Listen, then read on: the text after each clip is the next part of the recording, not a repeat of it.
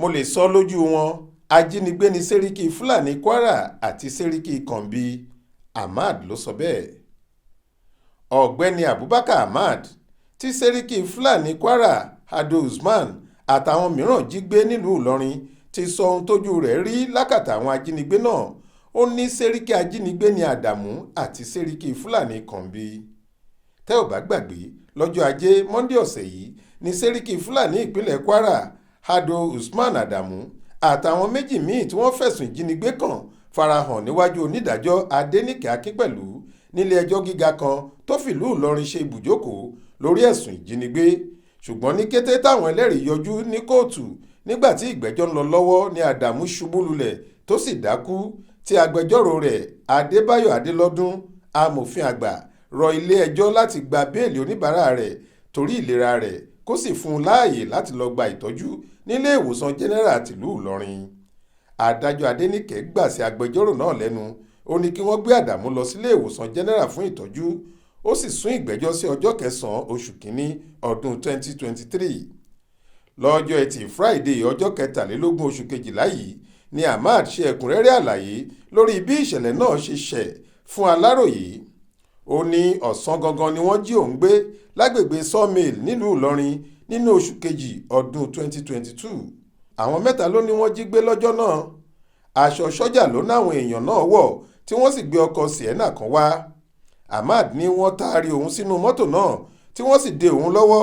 Wọ́n tún fi aṣọ bo òun lójú títí tí wọ́n fi gbé òun dé báràkì ọmọ ogun Sóbí tó wà lágbègbè Sàó nílùú Ìlọrin. Ó tẹ̀síwájú pé ní kété tí wọ́n gbé òun dé Sóbí ní Seriki Fulani Usman Adamu yọjú tó kọ́kọ́ ń bọ̀wọ̀ fóun ṣùgbọ́n nígbà tó yá ni kò bọ̀wọ̀ fóun mọ́ tí wọ́n sì lọ ti òun mọ́nú sẹ́ẹ̀lì wọn. Ó ní lẹ́yìn ọjọ́ 4 tóun ti wà ní sẹ́ẹ̀lì yìí ni wọ́n ń béèrè onírúurú ìbéèrè lọ́wọ́ òun. Lára àwọn ìbéèrè wọn ni pé ṣé lóòótọ́ lòun kọ́lé kan tówó rẹ̀ tó 30 mílíọ̀nù? Ṣé lóòótọ́ ni pé òun ra ọkọ̀ ayọ́kẹ́lẹ́ mílíọ̀nù 5 àti bẹ́ẹ̀ bẹ́ẹ̀ lọ tí òun sì dáhùn gbogbo ìbéèrè náà. Ni wọ́n bá ní olè lòun, níbo lòun ti rí owó tóun fi ṣe é? Ahmad ní òun fèsì pé òun kì í ṣolè rárá o, kí wọ́n pe ẹnikẹ́ni tí wọ́n bá fẹ́ lórí fóònù rẹ̀ kí wọ́n ṣèwádìí dáadáa. Ó tẹ̀síwájú pé nígbà tóun lọ ọjọ́ 17 lákàtà wọn làwọn ajínigbé náà tún gbé òun lọ sílùú Ògbómọ̀ṣọ́ nípínlẹ̀ Ọ̀yọ́ lọ́dọ̀ àwọn ọlọ́pàá kan tí wọ́n sì ní kí wọ́n dá òun papọ̀ mọ́ àwọn ọ̀daràn kan ṣùgbọ́n wọn kò gbọ́ ara wọn yé pẹ̀lú àwọn ọlọ́pàá náà ni wọ́n ṣe dá òun padà sí báràkì tí wọ́n ti gbé òun wá nílùú Ìlọrin. Ó ní lẹ́yìn èyí ni Seriki Fulani Usman Adamu sọ pé àwọn ti pe mọ̀lẹ́bí òun tí wọ́n bá ti gbówó dé wọ́n máa tú òun sílẹ̀. Ahmad ní lọ́jọ́ tóun lo ogúnjọ́ lákàtà àwọn ajínigbé náà ni wọ́n gbé òun kúrò ní báràkì tí wọ́n sì gbé òun lọ sí ọ̀nà olóoru Kannbi. Ahmad ní nígbà tí wọ́n dé ọ̀dọ̀ Seriki Fulani Kannbi òun bá àwọn mọ̀lẹ́bí òun níbẹ̀ tí wọ́n gbé mílíọ̀nù kan náírà owó ìtúsílẹ̀ wá. Lẹ́yìn tí wọ́n gba owó náà ni wọ́n tú òun sílẹ̀.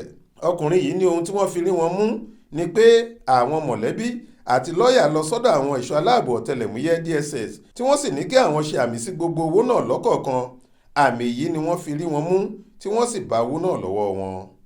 Ó rọ ìjọba Kwara àtàwọn alẹ́nulọ́rọ̀ láwùjọ kí wọ́n jọ̀wọ́ jẹ́ kí ìdájọ́ òdodo wáyé torí pé kì í ṣe àkọ́kọ́ wọn leléyìí tí wọ́n ń jíyàn gbé. Ó ní iṣẹ́ ìjínigbé ní Seriki Fulani Kwara àti Seriki Fulani Kannbi yàn láàyò. Ọkùnrin náà ní Seriki ajínigbé gan-an ni orúkọ àwọn méjèèjì, òun sì lè sọ ọ́ lójú wọn. Ibrahim Alágúnmu ló ṣàkójọpọ̀ ròyìn yìí fún iléeṣẹ́ tẹlifíṣàn Aláròye online. Faith Adébọlá ló kà á sétí ìgbọ́ yín.